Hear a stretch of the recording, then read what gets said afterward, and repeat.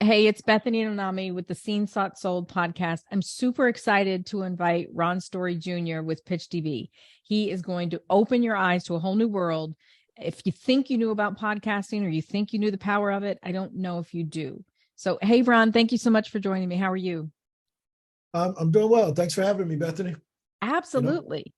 So I'm super excited because once I have one conversation with you, I learn a lot and I invest a lot in myself. And there were so many things that you taught me in just a brief conversation. So I'm so grateful that you're here today and you can help everybody really understand what they should be doing and probably don't even realize. So can you tell me a little bit about you and how'd you get here?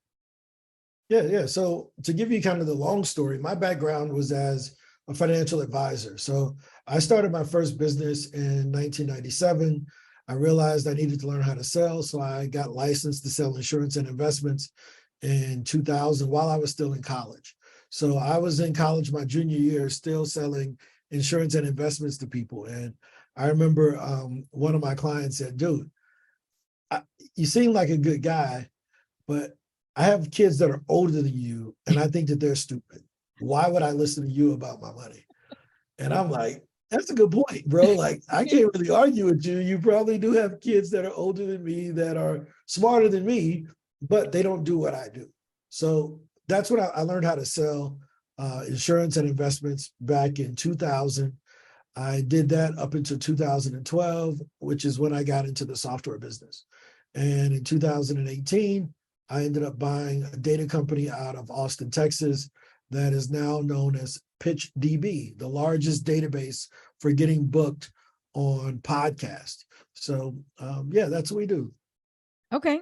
So from what I understand about podcasting, it seems like it may be a different medium that it's not so competitive like websites. Like every business you can imagine has a website and some of them have been around 20 years and you're never going to beat. So is there an advantage to podcasting over other mediums?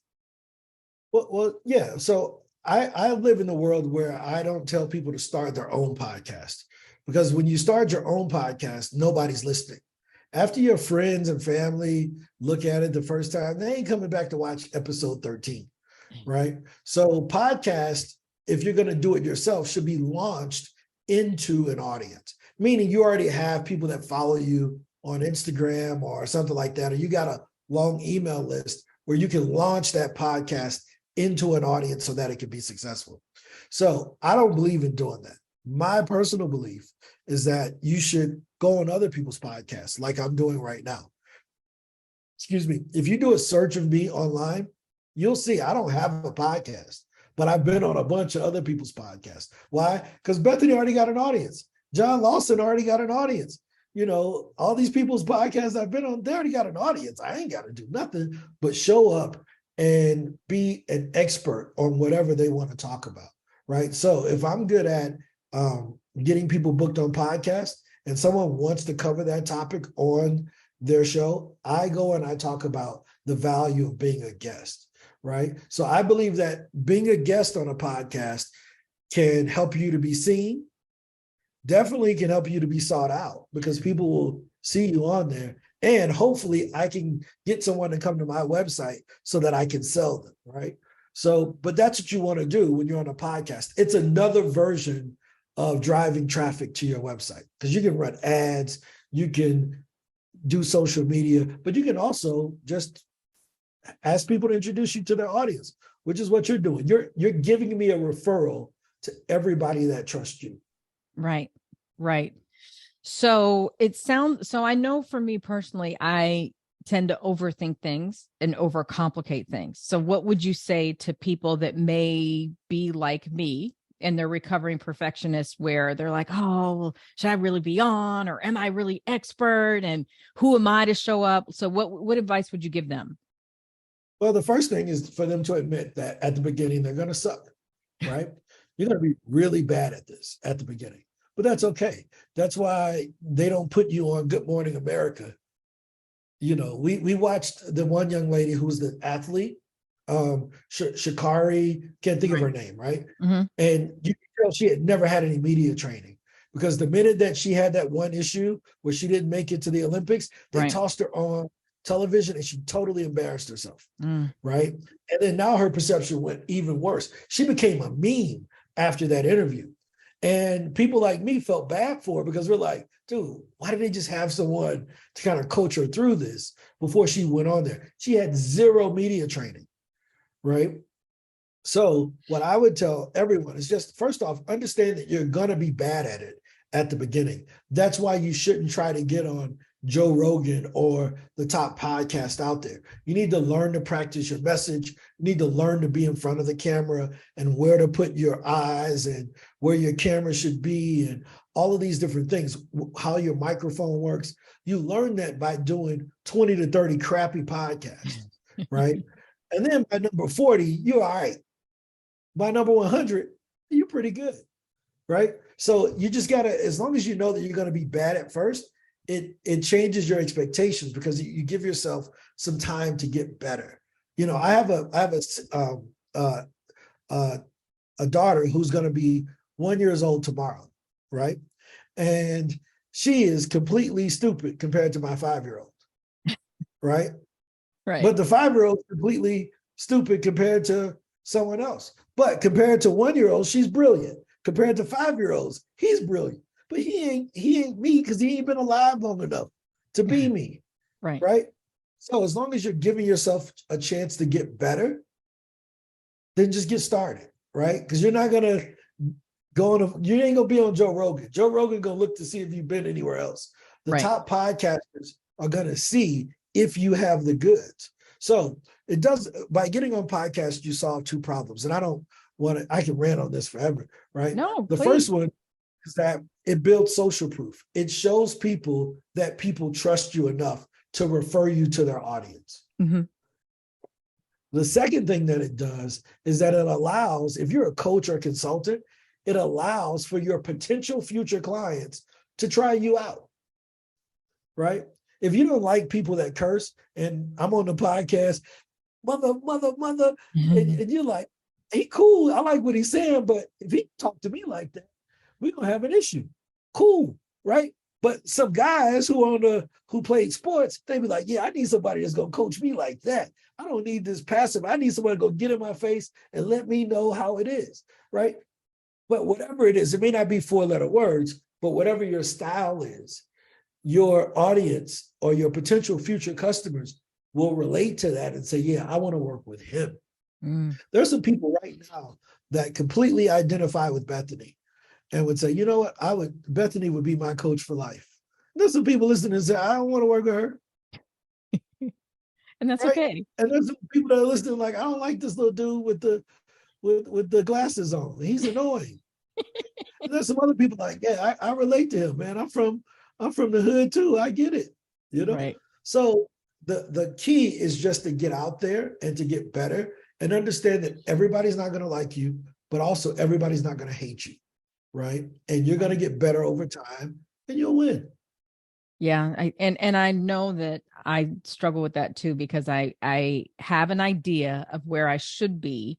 And if I'm not at that point, like I just get frustrated with myself. I'm probably my own worst enemy when it comes to that. Yeah. Well, I mean, the thing about it is that I always tell people frustration is when expectations doesn't match up with reality, right? But given enough time, it will, right? So again, my 11-month-old baby, who'll be 1 tomorrow, I can't call her stupid because she can't do calculus yet. Right.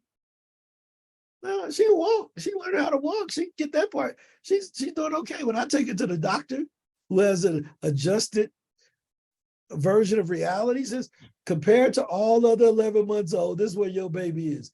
As far as length, width, head size, responding. They got all these little goofy things they put your baby through, put them on the scale.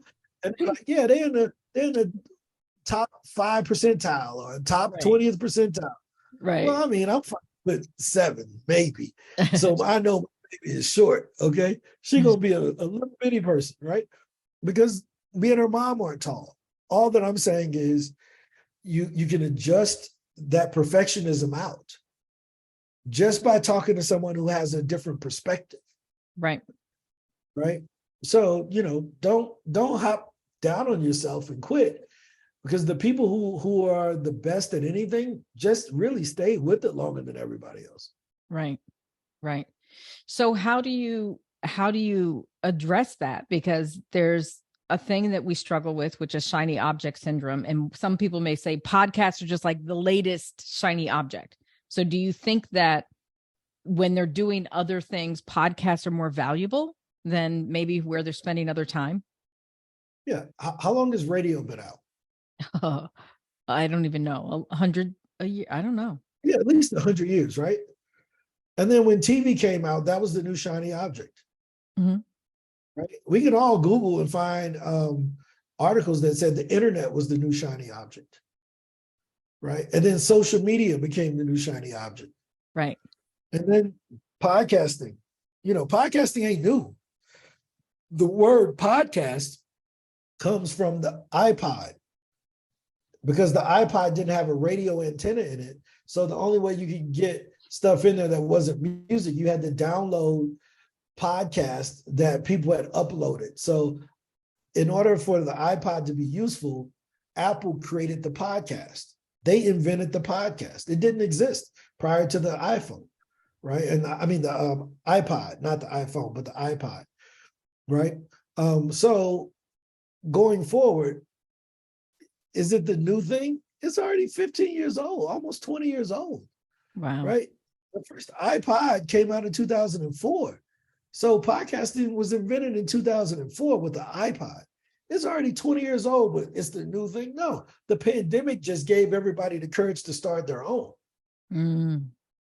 So it just became more popular for people to have a podcast when everybody was sitting at home with nothing to do. So they bought mics from Amazon and lights and started thinking that they were going to have a podcast. The average podcast only lasts 6 episodes. That's a Right? lot of work for 6 episodes.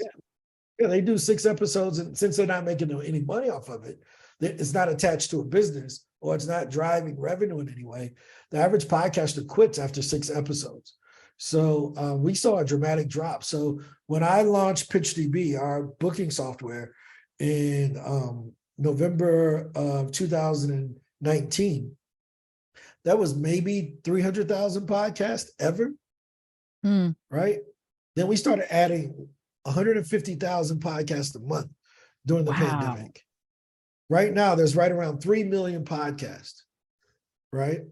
But the number of them, 3 million podcasts that have been produced as far as shows, over 140 million episodes, right? But the number of people that are actively still doing podcasting is still right around 1 million. So Mm. 2/3 of the industry have fallen off. They said, nah, we don't want to do this, right? So, I'm a big believer that, podcasting ain't going nowhere. Right. It's going to be here to stay. It's no different than radio. It's just internet radio. Right. Well, and that goes back to Is your point. YouTube going to fall off? No. No, exactly. Video is going to be around forever. People going to always, the good thing about podcasting versus YouTube, What?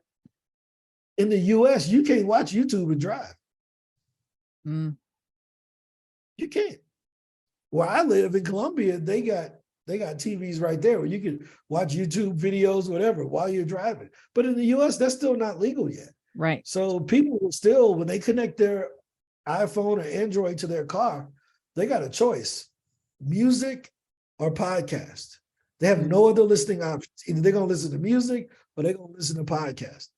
Those people are trying to get ahead, that are business oriented, that don't want to hear about using perks and lean and all of that stuff in their music. They're going to listen to podcasts. They're going to learn how to grow their business. Right. Right. And I think that goes back to your point too, that you said so many, like, you're not resetting your expectation. You're not going to be great in the beginning because it's a new skill. And we think that we're just going to automatically be awesome. But how many people give up after 6 episodes? It's kind of crazy. Well, because they didn't have a business model associated with the podcast, Mm. right? See, seen, saw, sold is associated with your business, Right. right? So the people that watch this, they may become clients of yours someday, Right. right? So you have a business to promote. It makes sense. it works. If I'm just doing podcasts to talk about basketball, and people are like, man, did you even play basketball? Yeah, in elementary school and in middle school, I played basketball. Like, dude, I don't care what you think about LeBron James, you know? Yeah. But there's no way for me, like I can't sell basketball training to my audience. Like what can I use to drive revenue outside of advertising? And if I start off very small and I don't have anyone watching, I don't have a clear marketing plan for how I'm going to grow the podcast, how am I ever going to get advertisers? Right. Oh, I got to keep my full-time job. So I'm going to keep my full-time job. Do I want to invest the next 4 years to building an audience? Cool. That would be smart. But most of them want overnight success. I launched the podcast, it should take off. Right. Right. You gotta have a plan. Yeah. Yeah. Okay. So what do you think is most important? If people want to start a podcast, what do you think, where should they start? Not start a podcast, but be a guest on a podcast. Where should they start? I was going to say, if they want to start a podcast, they shouldn't, right? Because they don't have anyone to listen, right? The best way to find out if you're interesting on air is to go on other people's podcasts and then go read the comments,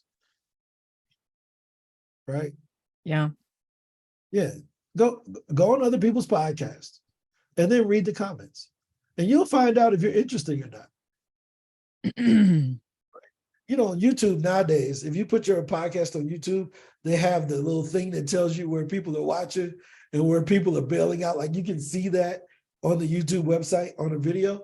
So you can see when people are bailing on the video or where the most popular points. And if your thing look like this and then it goes down, they're not even paying attention to your butt, So where would people start? The first thing I would do is I would make a post on Facebook saying, hey, does anybody have a podcast that I can be on? Or if you know someone that has a podcast that I can come on to talk about whatever your topic is, right? That's one way to start. The other thing is you can use a system like PitchDB where you can hop in and reach out to the exact podcast you want to be on. That's what we wanted to do. Because the way I got on podcast at the beginning was just making Facebook posts or reaching out to podcasters on LinkedIn or going to everybody's website and trying to find their email address. And people don't put their real stuff on the website. So you're trying to find, like, how do I contact this person? And a lot of podcasts don't have websites, right? Yeah. So I was solving that problem, right? It was like, well, how do we make it easier for people that want to be guests on podcasts that can hop on, deliver value to the audience, right? How do we make it where it's a win-win for the host and for the potential guests? So that's why we created PitchDB, PITCH-DB as in database, Pitch database. What's the website, the URL? PITCHDB.com. So you can basically go there and search all 3 million podcasts that we've cataloged, even those that are not in existence anymore. Because sometimes, here's a pro tip, right? Go on a bunch of podcasts, get some exposure. When you want to start your own podcast, don't start it. Come into PitchDB and look up podcasts that have been publishing, but they don't exist anymore. The guy gave up on it, right? And then reach out to him and say, hey, man, I saw you had the Marketing People's Podcast, right?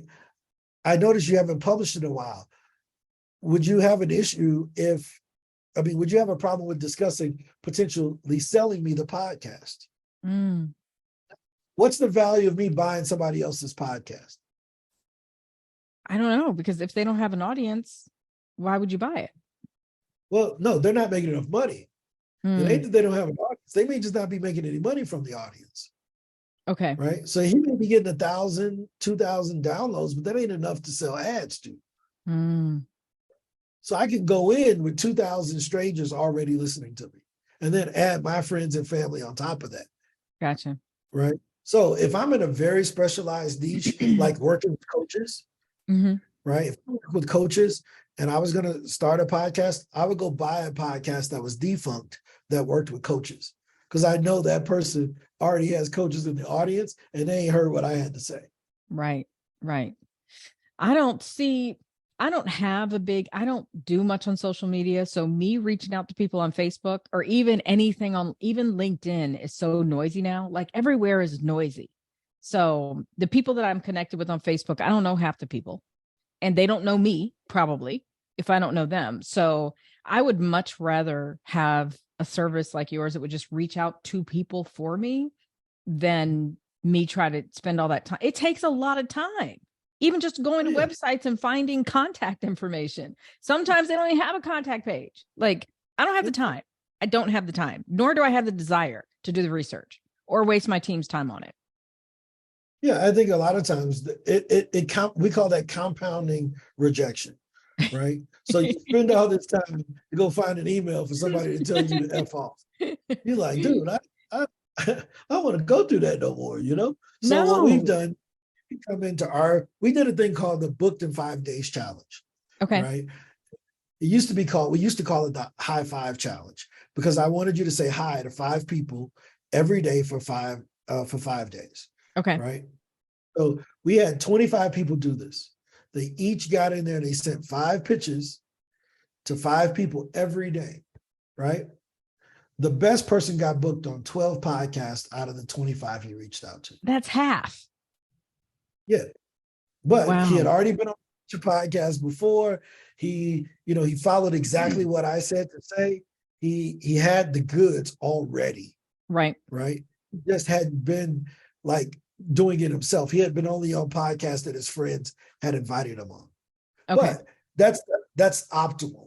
Right. If you're Barack Obama, you reach out to 10 podcasts, you're going to be on 30 because everybody going to tell their friends, I got Barack on my podcast, I can introduce you. Right. But on the other side of that spectrum, the worst person got booked on 3 podcasts. Right. Now, that's more than what they had ever been on. They had never been on any podcasts before. So to get booked on 3, they were ecstatic, like, holy crap, like this works. Yeah. If you just ask enough people, right, somebody's gonna tell you, yeah, regardless of your skill set. Right. Right. Well, that's what we try to introduce is that activity will always beat perfection. Right. Mm-hmm. So let's say, for instance, you are shooting for 100% perfect. Right. And you send out 10 emails and all 10 of them book you. Is that good? Yes. Yeah. Let's say I reach out to 50 podcasts and only 40% of mine get booked. I was on 20 podcasts, you were on 10. Right. Right. Even though you were perfect, the world doesn't care because the world don't know how many I reached out to get my 20. It only knows that I was on 20. Right. Right. So don't worry about being perfect. Be active. Activity is all that matters. We always hear this thing, and I think it's a lie, right? People do business with people that they know, like, and trust, right? I think that's BS, right? I think people do business with people that they know and they trust. Who cares if they like you or not? And if you don't believe me, the guy who changed the oil in your car, do you like him? You don't even know much about them, but you knew the name of the business and you trusted that they would change your oil without putting gasoline in your engine. Right. Right. Right. Or putting transmission fluid in the oil spot. Right. So we don't need to like the person, but Facebook and Instagram and TikTok has made the world look for likes and validation. Mm. Right. Podcasting allows for people to know that you exist and to trust that you know what the hell you're talking about. Right. Whoever's watching this right now, I don't care if you like me. I'm just gonna let you know. You ain't gotta like me, but I need you to trust me, trust the instructions that I'm giving to you, because the instructions are correct. Whether you like my personality or not, that doesn't invalidate the instructions that I'm giving you. Right. Does that make sense? Right. So you just need to know what I'm talking about and trust that it's gonna work. Who cares whether you like the process or not? Do you want the outcome? Right. So I think podcasting allows for people to be known and to be trusted. And if they happen to like you, that's cool too. But all I care about is being known and being trusted. Right. And I think it's, when we have to sell and we have to overcome objections that sometimes people don't even tell us are an objection. And if they don't trust us 100%, they have to believe so much in us, because half the times they don't believe in themselves, regardless of what we can deliver. It could have been somebody else that burned them. It could have been somebody else that they didn't do what they were supposed to do, so they think they're a failure. Like, all of this stuff pops up. And if they don't have that trust, I feel like it's not going to happen. It's Let me not give you a going to great happen. example, right? Bethany, do you know a guy named Ron Story Jr.? Yes. Okay. Do you like a guy named Ron Story Jr.? Well, you would say, he's a cool dude. I would go to lunch with him. You didn't even let me answer. Yes, most times. Okay. Do you trust me enough to perform brain surgery on you? No. You see how that doesn't matter? Even if I was selling brain surgery, if you don't trust that I can perform that, it doesn't matter. But guess what? If you fell out right now and they rushed you to the hospital, you don't care about liking the brain surgeon. You just need to trust that that hospital has done the vetting necessary to hire someone that's qualified to do it. Just, hey, yo, get this aneurysm or whatever out. Just fix it. Right. Right. You see what I mean? So we think we need to trust, we need to like people. No, you only need to know that they can do it and trust that they can do it for you. Right. That's what podcasting helps you to do. Right. Because And I I think can try you out. As one last thing, as a Yeah. financial advisor, here's a trick question. When do you find out that your financial advisor is stupid? probably way too late. Yeah, when? After he's lost your money. Right. You Right. gotta give him all your money to find out if he knew what he was talking about. Mm. Anybody can have these ideas, right? But do you know what you're talking about? Right. So people want to try you on. So getting on a podcast, somebody right now, they've been listening for 25 minutes or whatever, however long we've been on here, right? They know whether they trust me or not. Right. They do, you know? And I can show you how that works. It's a lot of things that go into trust, right? It's depending on the situation. Is the person articulate? Do they look trustworthy? Are they clear and concise in how they're describing things? Do they, if LeBron James showed up tomorrow to a Lakers game wearing a Rams football outfit, it's almost a guarantee he ain't scoring 40. Because he got on the wrong uniform for the game he's playing. Right. Does that make sense? Yes. If I was an attorney and I'm on a podcast video and I'm smoking weed and I got on I'm on there shirtless, what's the chance of you trusting me as an attorney? Right. You're like, dude, the uniform don't fit the environment. Right. I can know what I'm talking about. And you can like my jokes. You can be like, man, he's funny, man. But I ain't going to court with this dude, right? So, podcasting allows you for people to try you on and for you to make a hell of a first impression so that they know, yo, I can work with him. I like the way he thinks. I can follow his train of thought. He can lead me someplace. Right. That's what a consultant or a coach. It's, do people trust you as a leader?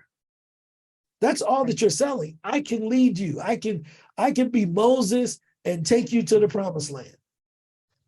Right? But if you don't think, I can take you to the promised land, cool, stay in the wilderness. But me and the people, we're going to go ahead and part this sea and go get to where we need to get to, right? Right. That's the idea. Like, you're just selling leadership, but people want to try out their leader. I ain't following nobody blindly, with or without my glasses. Right. Nobody blindly. I'm gonna test you out first. Right. Well, and I want to go back to something that you said that I think as entrepreneurs and business owners, we're often misled. And that is, activity is going to be rewarded. So you said, if you reach out to 50 people and your conversion rate is lower, only 40%, you're going to have more activity than me shooting for 100% conversion rate and only doing 10. So I think sometimes we are not even misled, but not taught that this is Mhm. all a numbers game, whether it's sales, whether it's podcast booking, it's all about numbers. Yep, exactly. So let's say, for instance, if a person, here's what I know, right? I know this as a fact. Most business owners, if you ask them, what's your goal for next year? They will start stuttering and beatboxing. That's a fact. You want to tell me why? Why? Because when they first became an entrepreneur, they were out there bragging about, I'm going to do this. I'm leaving my job. I'm about to go do this. And they had a number and they was telling them, why would I take this when I can go make this? And when they didn't make it, they put their tails between their legs and they never talked about their goals publicly ever again. Mm. Actually, privately, they stopped setting the goals because they had missed them so many months over months. Right. And the only thing they did wrong is they didn't give themselves enough time to get good enough to get to that goal. People say, oh, well, Mark Zuckerberg started Facebook. Yeah, but he had a bunch of other failures beforehand. They don't tell you that when he was 12, he wrote an intercom thing for his house. So he didn't just start programming Facebook, right? Harrison Ford was doing construction work when he was 30, before he became this big time actor, right? Colonel Sanders was 60 some years old before he started frying chicken. Right. You know, Ray Kroc was selling blenders, milkshake blenders, before he bought the McDonald's. Like, you ain't got to be Kylie Jenner and a billionaire at 26. Like, you're just measuring yourself by the wrong situation. Kylie had some help. You think her sister didn't help? You think her dad, Kim Kardashian would just be a porn star if her dad did not represent O.J. Simpson as an attorney. Because we had no point of reference to who she was. Right. Robert Kardashian, expert lawyer in the O.J. Simpson case, daughter, Kim Kardashian, has a sex tape. Who? Robert Kardashian? We had to remember who he was. And then, he was friends with Paris Hilton, who also has a sex tape. Right. Oh, Paris, you remember her. Right. You talking about the thick girl that's with Paris is the skinny one, right? You talking about the thick one? The thick one got a sex tape. Let me go check that out. Right? Even though that's a gross example, it's showing that if you don't have a lot of leverage to bounce off of, to go and to boost you into superstardom, then it just takes time.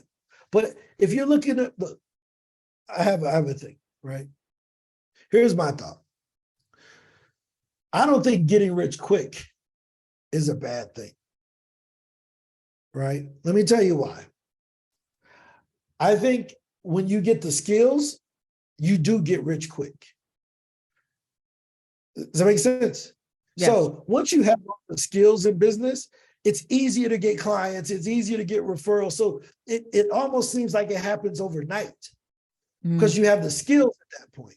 Right. It's the singer, Prince, John Lawson, who may watch this. He's a big Prince fan. Prince was asked one day, man, you kind of seem like an overnight success. He says, yeah, it took me 10 years to become an overnight success. Wow. Right.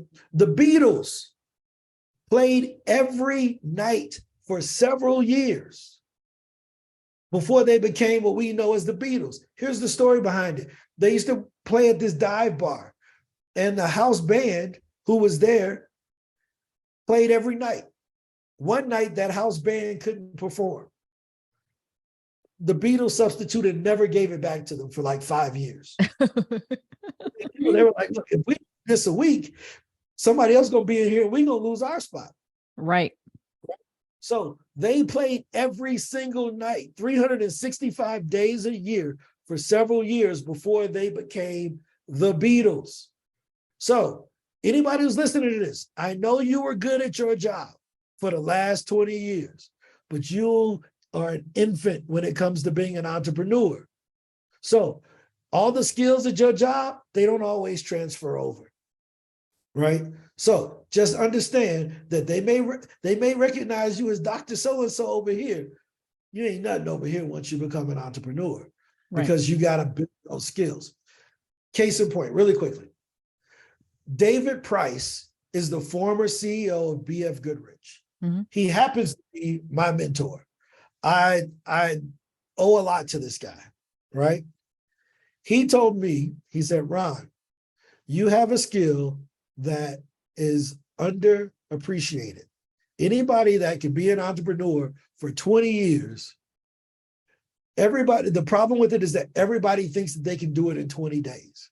Mm-hmm. And he said, I learned while I was at BF Goodrich that I wasn't an entrepreneur. I'm a great corporate CEO, but this entrepreneurship thing is a whole new world for me. So I need courageous people like you that can borrow my corporate stuff and go forward. So we've partnered on several deals because I'm willing to do the stuff that he ain't got his ego is too big. You think the CEO of BF Goodrich want to be cold calling? You No. really think Right. So all I'm saying is that a lot of times our expectations, because we're starting a business, we expect, oh, well, I'm going to do it this. Well, give yourself more time. If you're going to be doing it for 20 years anyway, give yourself 20 years to get good.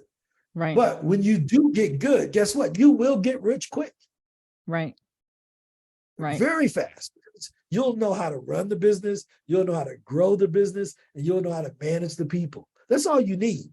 You need sales, operations, and management. Most people don't have all three of them. Right. Right. That's why they have a founding team. Usually Right. get three people with different personalities.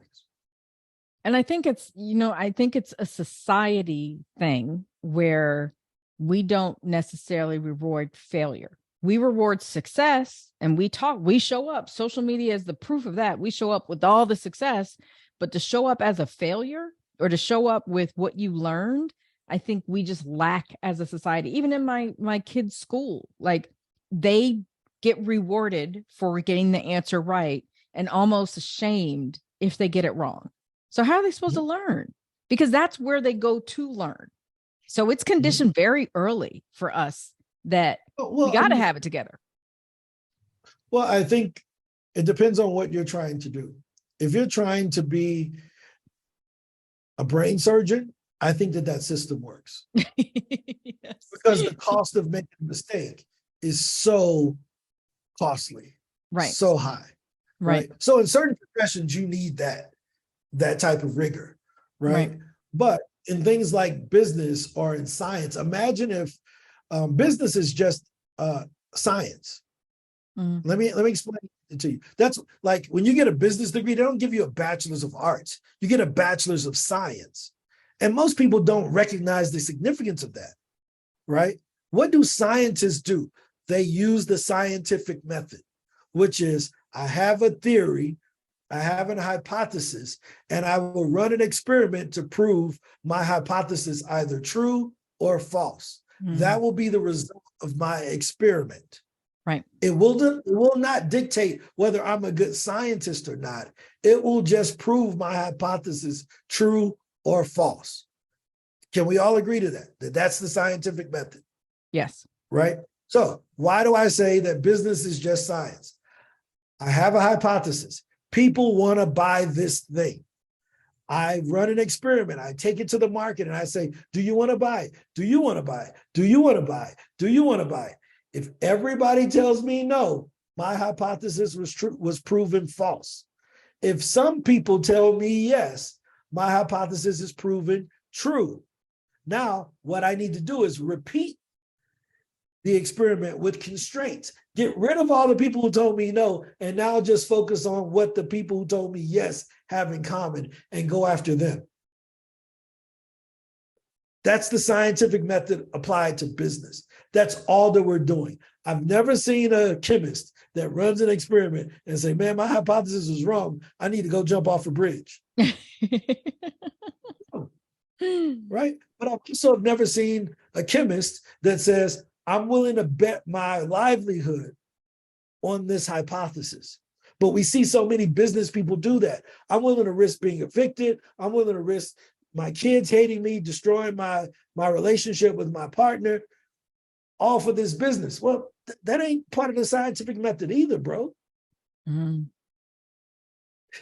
No, you don't risk it all for that. There's planned iterations. Iterate means you test, find the result, make changes. Test, find the result, make changes. Test, find the result, make changes. So a business is in continuous iteration. Right. What PitchDB, the software, looks like today is totally different than what it looked like in 2018.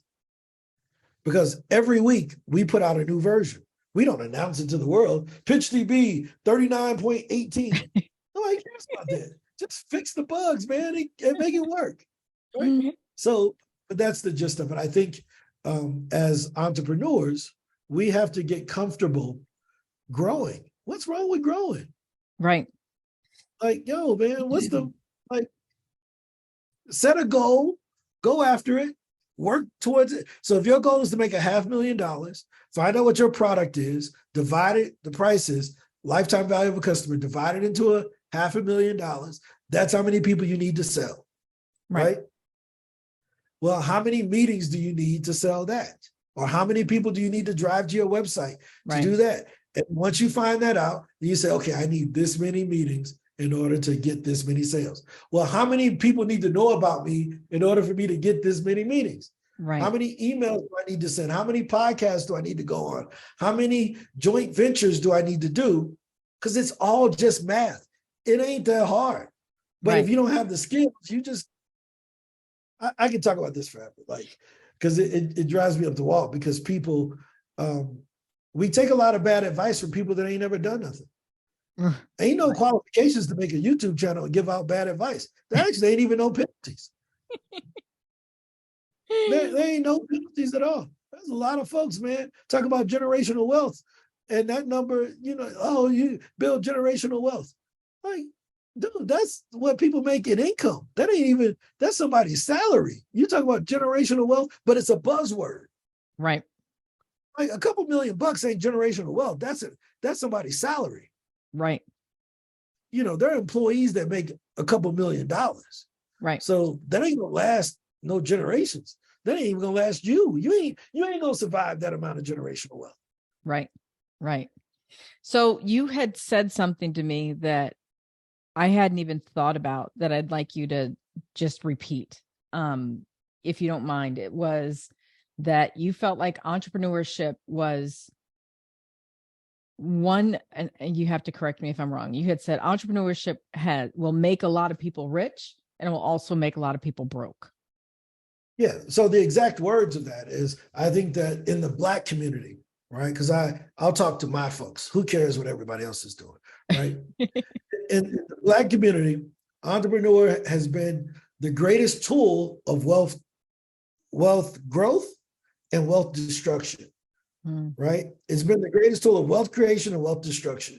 Meaning this, yes, have some people made some money being an entrepreneur? Sure. But they're usually not making YouTube videos. They're usually not, right? Those are the people that are still doing it, right? But I'm talking about the ultra. Go look up Act One Group, right? And look at that lady. Right. I mean, $4 billion in revenue. She ain't got no YouTube channel. She ain't selling no course. Right? Go look at the Roberts companies, Michael Robert and his family doing great. Bob Johnson, there's a lot of great Black businesses out there, right? So it has created some wealth. On the other side, people end up wagering everything, cussing out their boss, leaving their job in order to start a business that they have no experience in. So it's destroyed a lot of 401ks. It's made a lot of Black folks entrepreneurially unemployable. I'm one of them, right? I can't get a job. And that's not because of a credit score or anything like that. It's because they know I'm an entrepreneur. What have you done for the last 2 years? I've been an entrepreneur. So why you want to work here, right? You know why they ask that question? Because they're trying to see if you're just using a job to recapitalize. Right. Right. So the last thing you did failed. So you're just going to come here and work for another year and a half, save up some more money until you go back out and try to fix what you was doing. And you're going to be moonlighting. Right. But nobody wants to talk about that. So, I think that entrepreneurship is a great thing, but you probably shouldn't start. You should buy. I'm a big fan of buying a business, right? That starting from scratch thing, that's for the birds, right? Go and buy something. If you wanted to make tacos, let's say you were a great taco maker, right? Do not start a Mexican restaurant. Go buy one. Because I guarantee you, the one that's been in your neighborhood for 30 years, the guy is trying to retire. Go buy that taco restaurant and then put yours on the menu. Just add your taco. Add your recipe. No, we got the Bethany's. We got these little the mama tacos, right? And if nobody want them, take them off. I don't even think people have the mindset that's because, half the time people have a savings, they go through it, and sometimes they're creating products. Well, they do. They just don't have the context. Let me shift everybody's context, right? What's the difference between real estate and buying a business? Buying a piece of real estate and buying a business. What? Nothing.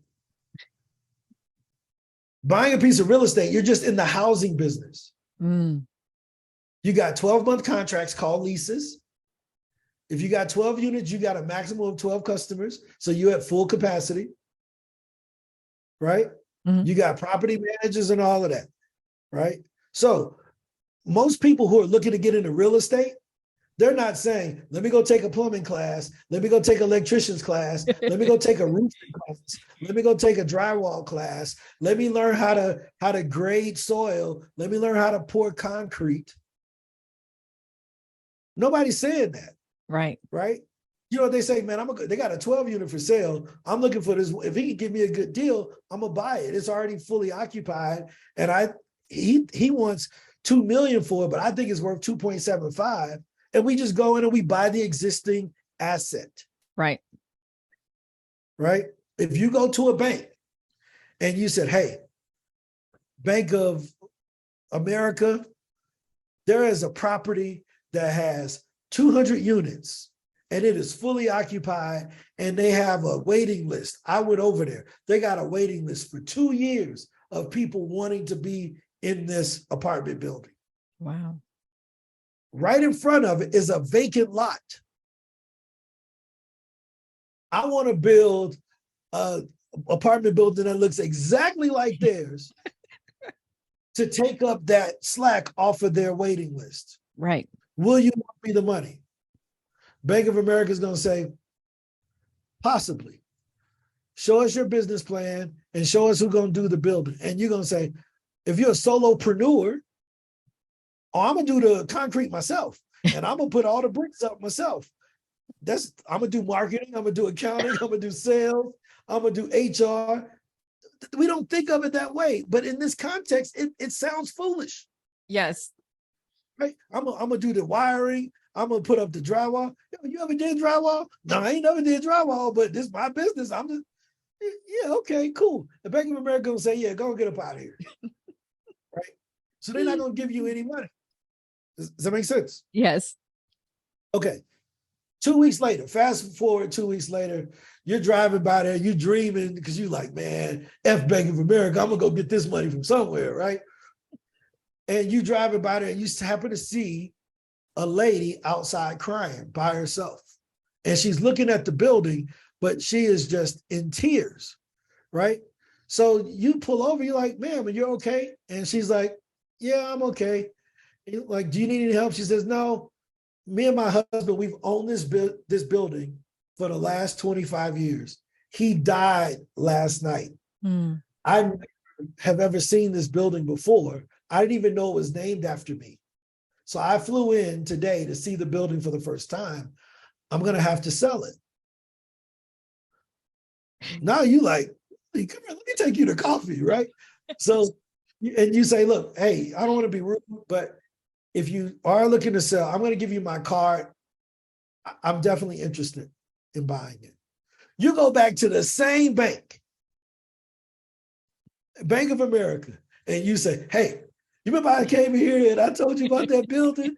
Got the people, and the dude gonna be like, dude, like, we ain't give you the loan for that lot. No, no, no, no, no.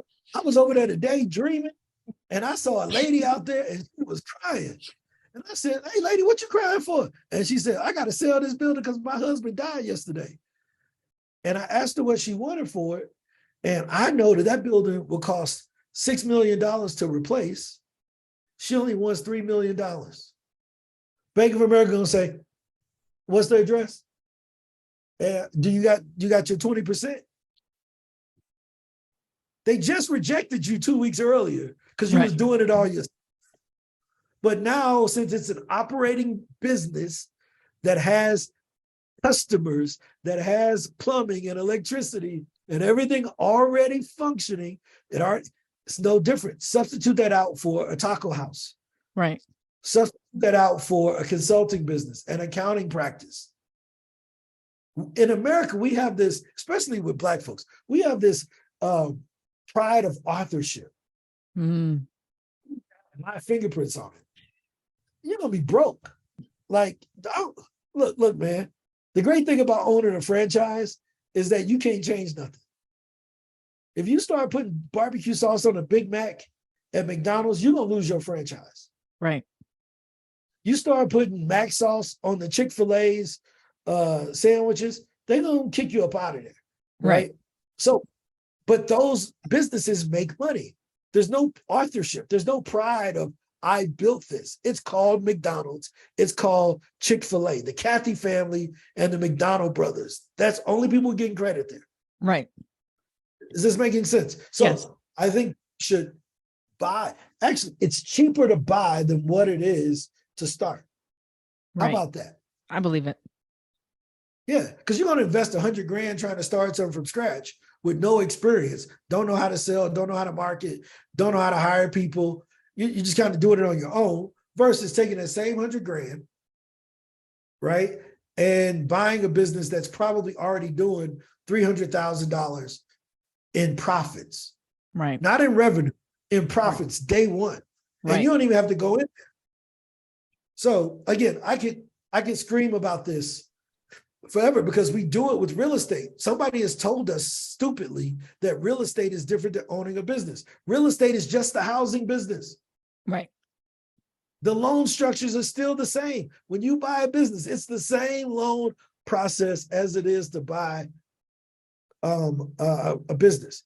Real estate has what? They got 3 letters. When you go buy a piece of property, what type of loan can you get? Starts with 3 letters for real estate. FHA.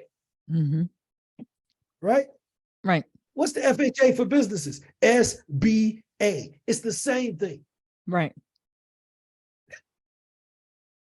It's the same thing. Like, but okay, I'm done. I'm getting sweating over. I'm like TD Jakes. I need to bring my pastor down. Let's take me back to my preaching days. Oh my gosh. No, I think it's incredibly valuable. We don't know what we don't know.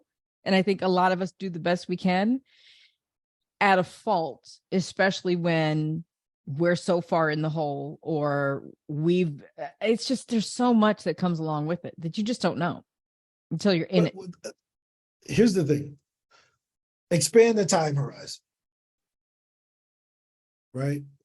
If you told yourself you have 20 years to figure it out, you would approach it totally differently than if you had 20 months.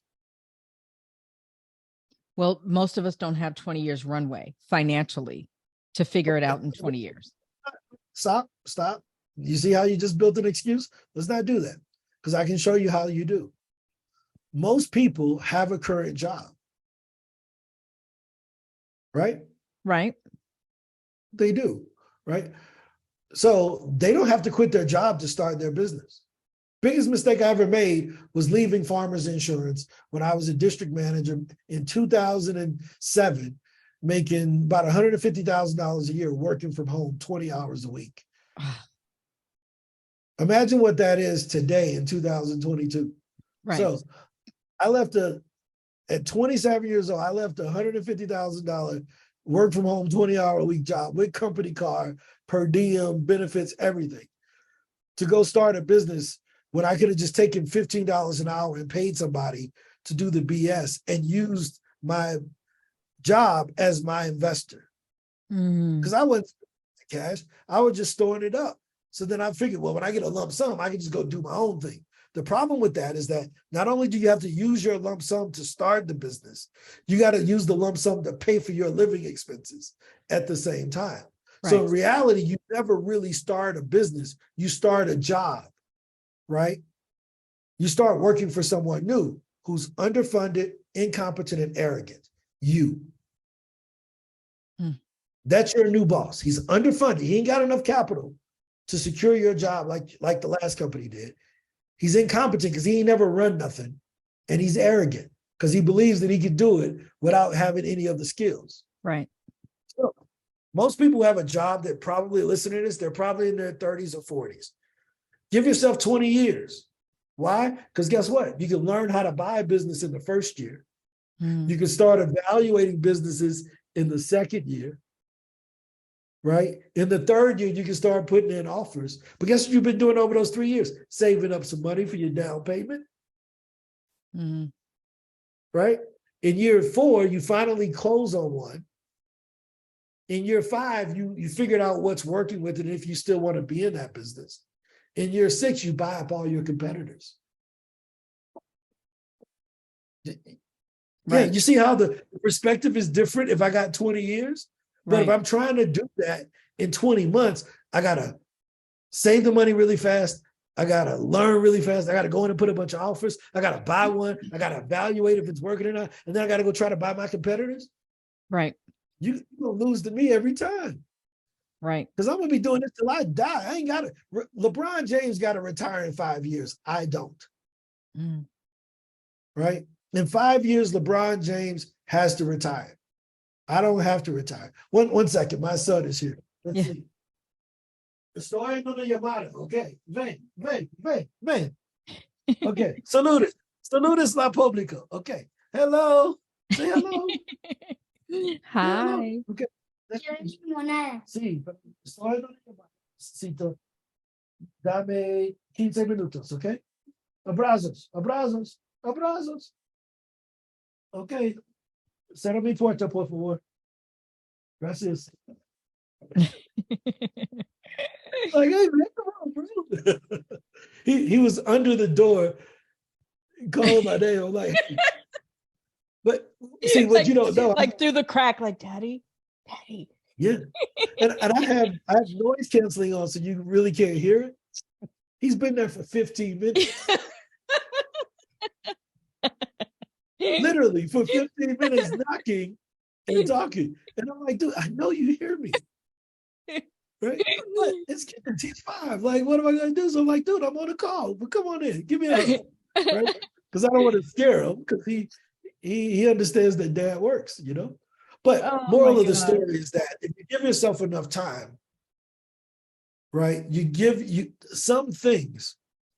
My sister runs a bakery down in Atlanta, right? And she makes wedding cakes. And she will spend 2 weeks putting together a wedding cake, like all the planning, all the cutting. You know, you got to cut the fondant, you got to do all this planning, build the supports, all of these things. Wow. Right? Now, if she tried to do that in 2 hours, imagine the difference in the cake. Yeah. Can she make a decent wedding cake in 2 hours? Sure, but it ain't going to be very elaborate. Right. So can you build a decent business in a couple years? Sure, but it ain't going to be Amazon. It ain't going to be a killer. It's going to be something that's going to get squashed by your competition anyway, because they've taken more time to dig a deeper foundation.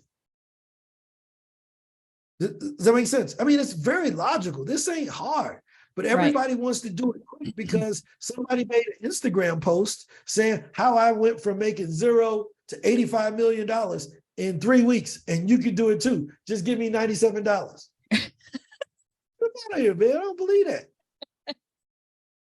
Like, it's trash. That's just bad advice.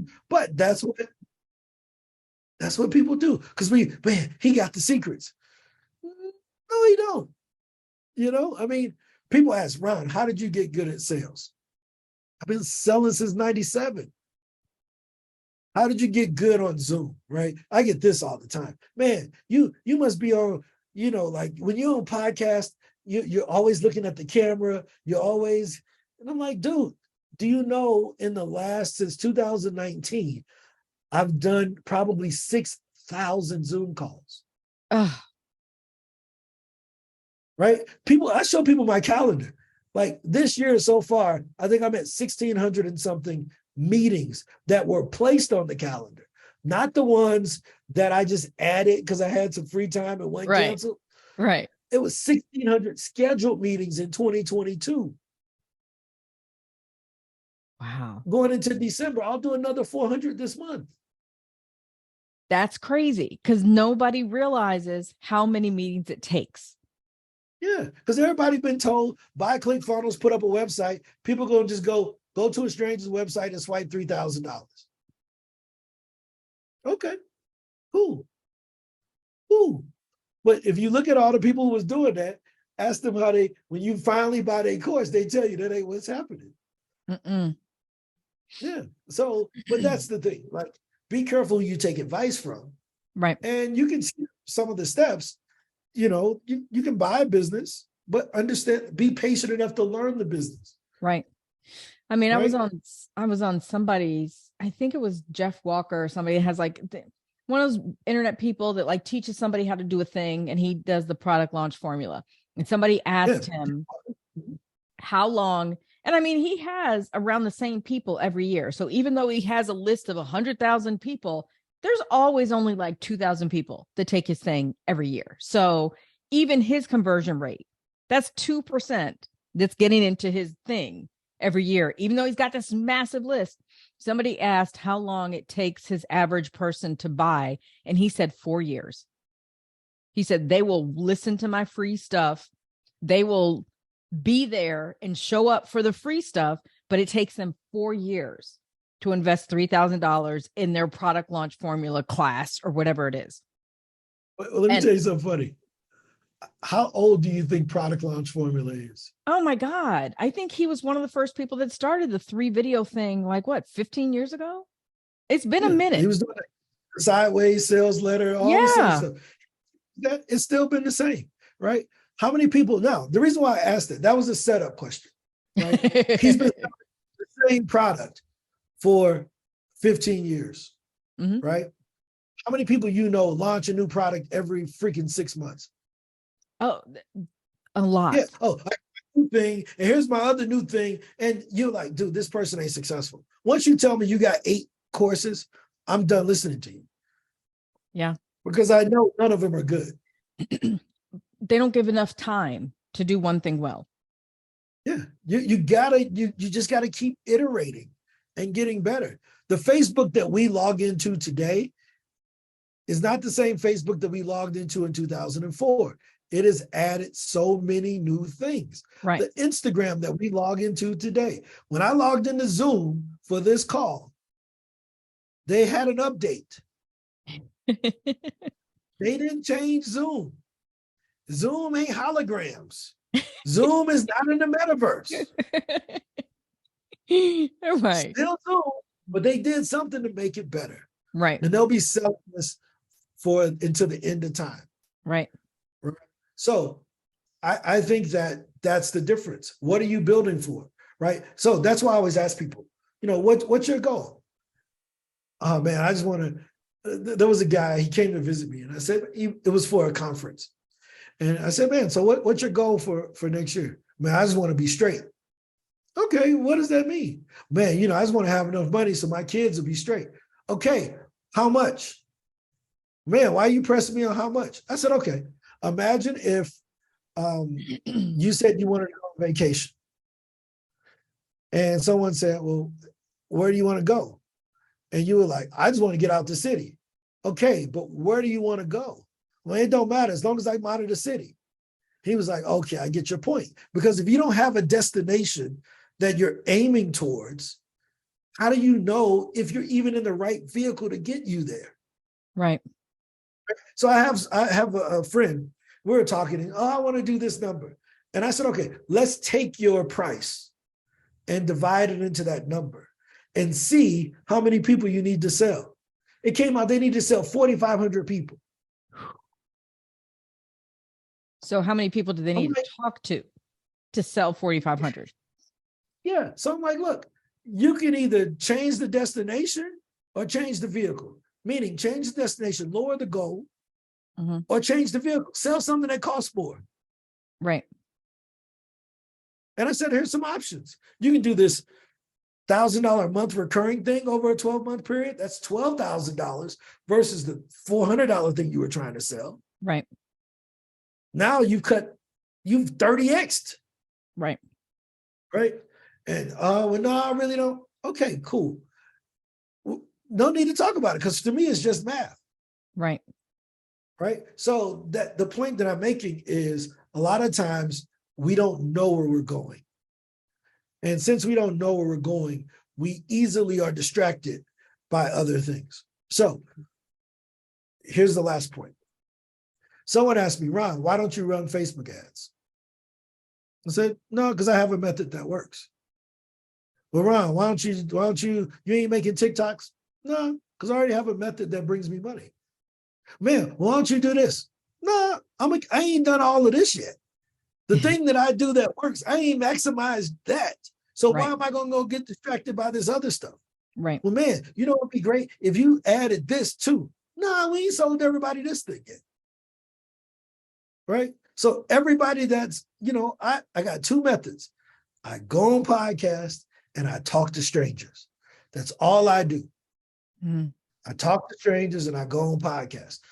That's how we're going to build this business. It ain't going to be through Facebook ads. It ain't going to be it's going to be me going on podcasts. Why? Because how can I tell you that you should use our podcast software to get on podcasts and my black ass don't go on podcasts? You see how that don't line up? You see how you don't trust me? But people do it every day in business. Yeah, but people, those are losers. Winners don't do it though. Brand is important. Do you know another word for brand? It's called brand when you're talking about a business. It's called reputation when it's talking about a person. Right.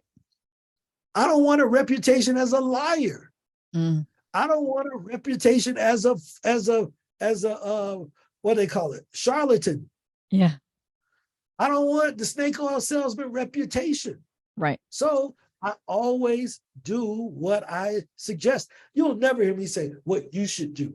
I'll tell you what I did. So I talk about buying businesses because I bought mine. Right. I talk about going on podcasts because I'm on a podcast. Right. Like, it ain't that hard to have just impeccable reputation. Just do what you say and let people watch. I just invite people to watch me. Right. Betsy, you ain't got to do nothing. But I'll show you what I'm doing. If you got questions about what I'm doing because you want to apply it, cool. But I ain't never given no advice. I ain't already tried because I don't want you to say, Ron told me to do that, man. That didn't even work. Nah. Ron showed you what he did and he can help you do the same thing. So that means getting on more podcasts. I can help you to do that. We've booked over 1,000 shows in our agency that does it, but we have over 2,000 people that use our software on a daily basis to book themselves. Okay. So if you're interested in being on more podcasts, go to PitchDB. You can sign up for a free account to get your name added to our database so that podcasters can reach out to you. But if you really want to be effective and use podcasting as a way so that people know and trust you, who cares if they like you? You can reach out to the podcasters yourself, right? For a small fee, it's like $1. If you want to reach out to a podcaster, it's $1. Like, how do you beat that? It's $1. Right. Right. Pay $1. You ain't got to go searching on the internet and your assistant can use it or whatever. And you can win. You can start building trust in the marketplace. Imagine if you went on a podcast a day for 5 years. Do you think your business would grow? Absolutely. Yeah. Do you think more people would know who Bethany Nanami is? Yep. Do you think they would trust you? They should. Yeah. Unless you're on there saying stuff that don't make sense. Right. No. Yeah. I mean, like, dude, On this show, I would get Lamar on it. I would get everybody you know that you believe has a good reputation. You Right. don't want to put people on the show that have a trashy reputation. Right. Right. So yeah, that's what I would be doing. And I would be going on other shows, going on all the people shows that you trust. Right. Who cares whether you like it or not? Yeah. Yeah. Awesome. Well, thank you so much, Ron, for being here. I really, really appreciate it. And I'm sure we'll get a lot of comments in the comment field, but it's all good. I want them to comment good and bad. No, I got a challenge on you. Here we go. Comment good and bad. If it's bad, put your Calendly link and I'll set an appointment. We can talk about it. Right? We can discuss like, yo, man, I don't believe that you did 1,600 meetings this year. I'll show you. Right? I don't believe that your company got 2,000 users. I'll show you. I don't believe that Ange in your agency said 1,000 podcast guests, booked 1,000 people on podcasts this year. I'll show you. Like I will turn on the screen share and show you. Right? That's it. You can't argue with what my little niece. Yeah, exactly. My little niece always, whenever she tried to make a point, she always say, "Argue with your mama." Like, you can't argue with me. You argue with your mama. Don't argue with me because these are facts. Period. Right? What did period get a 10 then? Right? Period. Argue with your mama. Okay. All right. How old is she? 32. Oh, okay. 32, man. She's 32. You know? That's crazy. Well, thank you so much for being here. I really appreciate it. And then if anybody's interested, they can find you at pitchdb.com. PitchDB.com, Ron Story Jr. on all platforms, whether that's Facebook, TikTok, LinkedIn, Ron Story Jr., RONSTORY JR. And if you want to see the other companies I run, go to ronstoryjr.com. It tells you my story, where I'm from. But PitchDB, that's all we do. We get people booked on podcasts. We making superstars, baby. We're gonna make you famous one way or another. We get you on the podcast. You can't help but to be famous. Right. That's awesome. Most of y'all are good. One last thing. Most people who are watching this are good at what they do. They're just unknown. Right? And if you don't believe me, if you've watched to this point, you probably have an understanding that I'm good at what I do right now. The problem was before today, I was unknown to you. Right. Give people the same experience. Go out, get on podcasts, show people you're good at what you do, and make sure that you're never unknown to that person ever again because you made an impact. Right. Right. So to sum up, a couple of things I suggest. Don't start a business, buy one. Number two, give yourself a longer horizon for success. That way you can afford to get better. Right. Number three, get on more podcasts so that you can be known and trusted. Who cares if they like you? Stop doing these goofy dances. They ain't never brought in no money. I'm telling you, that ain't what they doing. The people that are doing them dances are getting y'all to go over to YouTube to watch they podcast. Right? So again, all that matters in business is selling. If you're making under $1 million, all you should be focused on is driving sales.